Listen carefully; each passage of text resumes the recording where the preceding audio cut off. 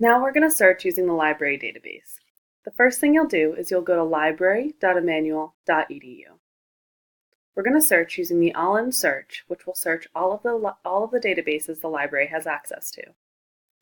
I recently received a reference question about the role of motherhood in Jane Austen's novels, so I'm going to replicate that search today. An important thing to remember when searching the library database is that you can't type in a question. You have to narrow your search down to keywords, because otherwise the database won't be able to process it and you'll get some really weird answers. So the first thing we'll search is we'll just search Jane Austen and see what comes up.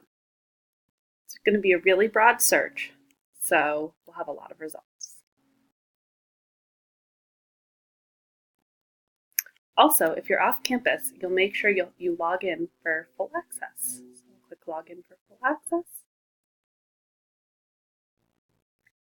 Okay, and now we have 26,000 results.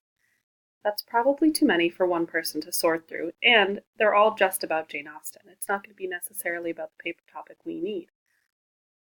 So I'm going to narrow it down. Motherhood.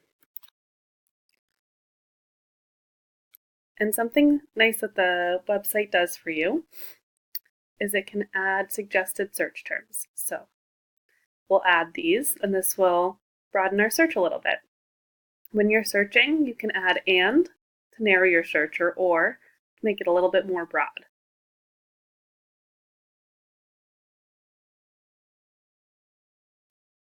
"425 results. That's way more manageable. And something else you can do is you can click peer reviewed, and then you'll only have peer reviewed articles to view.